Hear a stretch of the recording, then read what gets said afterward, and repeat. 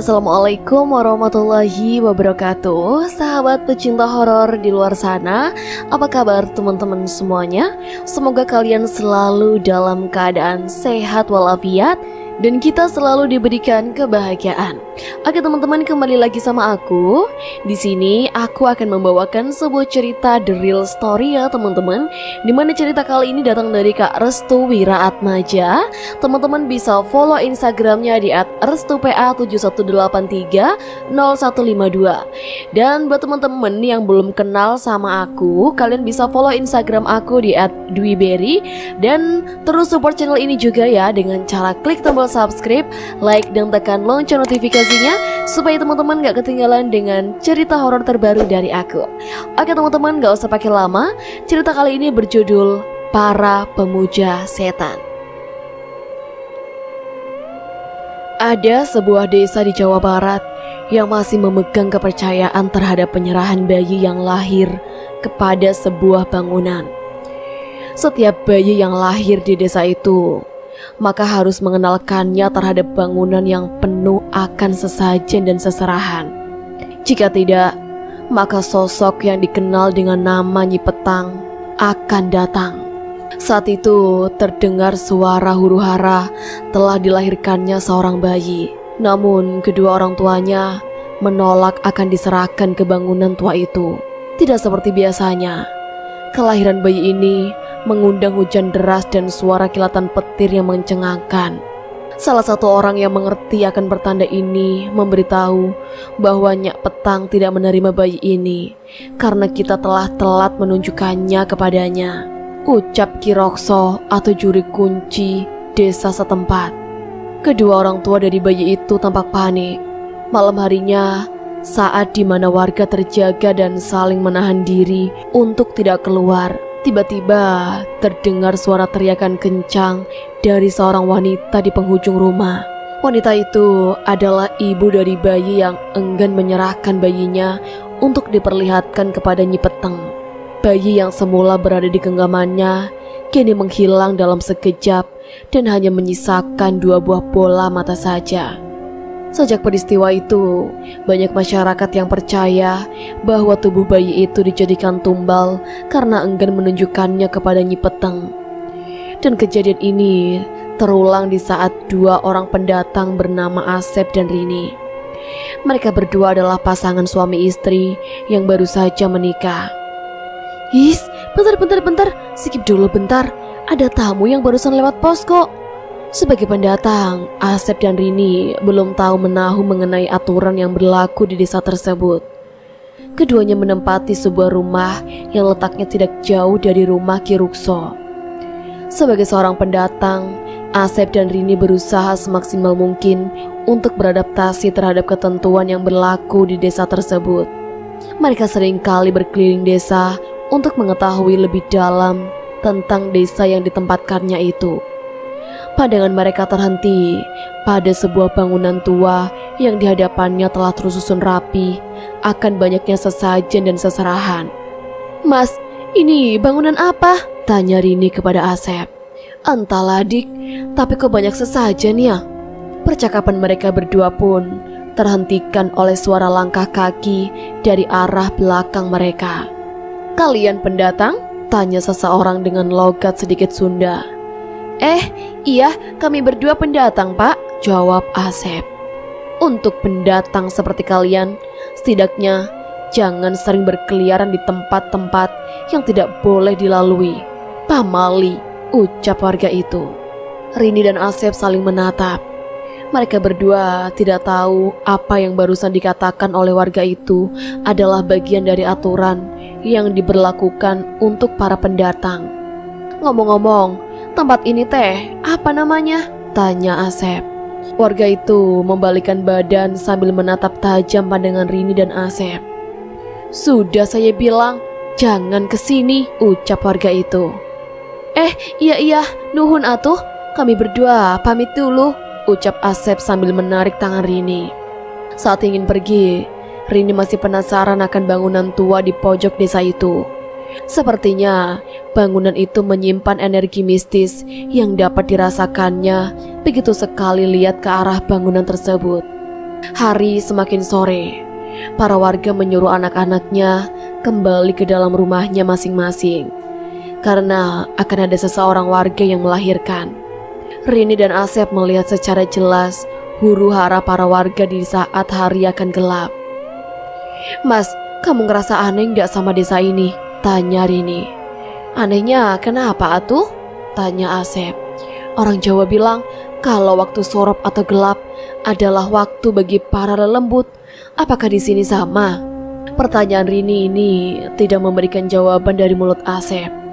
Asep memilih untuk diam dan menyudahi pembahasan tersebut. "Loh, Mas, kok nggak dijawab?" tanya Rini dengan kesal.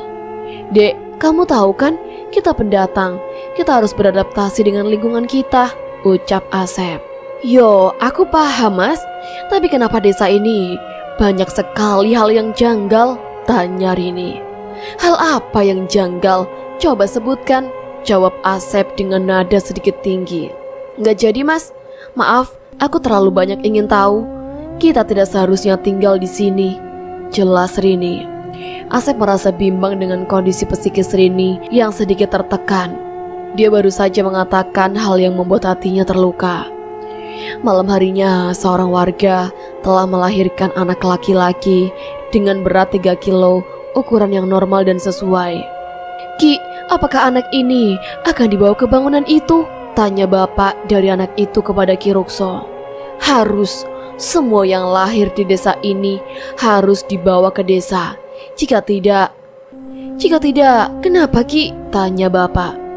"Desa ini akan terkena kutukan," jelas Ki Rukso. Setelah dibersihkan, Ki Rukso dan bapak dari bayi itu membawanya ke bangunan tersebut. "Ki, saya mohon jangan bawa anak kami, Ki," ucap bapak dari bayi itu. "Sudah, jangan banyak bicara. Kamu desa kita akan terkena tulah?" tanya Ki Rukso. "Tapi Ki, ini malam hari, hawanya sangat dingin. Saya takut anak saya mati kedinginan," ucap bapak dari bayi itu. Namun Ki Rukso tetap berjalan sambil menyanyikan sebuah kidung aneh yang disebut-sebut sebagai kidung pemanggil dari Nyi Peteng. "Kamu yakin akan ikut sampai ke astana?" ucap Ki Rukso. Astana adalah bentuk bangunan yang dimaksud. "Itu anak saya, Ki. Saya nggak mau terjadi apa-apa terhadap anak saya," jelas bapak itu. "Jika Nyi Peteng menerima anak kamu, maka bayi kamu akan selamat dalam keadaan utuh. Namun jika tidak, apakah kamu rela hanya melihat 2 bola mata yang utuh?" tanya Ki Rukso. Bapak itu hanya terdiam. Sesekali ia ingin memberontak dan menarik paksa bayi itu. Namun tidak mungkin. Bapak itu seperti tertunduk di hadapan Ki Rukso. Aura hitam yang dipancarkan oleh Ki Rukso sangat kuat. Sesampainya di astana, Ki Rukso menyuruh bapak itu menunggunya di luar. Sedangkan Ki Rukso masuk ke dalam astana sambil membawa bayi mungil yang baru saja dilahirkan. "Ki, tolong sampaikan kepada Nyi Peteng untuk menerima bayi saya. Tolong kembalikan dalam keadaan utuh," jelas bapak itu. "Tunggulah di sini," senyum Ki Rukso. Sesampainya di dalam, Ki Rukso meletakkan bayi itu yang masih dilapisi kain penghangat tubuh. Bersama dengan itu, Ki Rukso mengucapkan sebuah mantra pemanggil Nyi Peteng.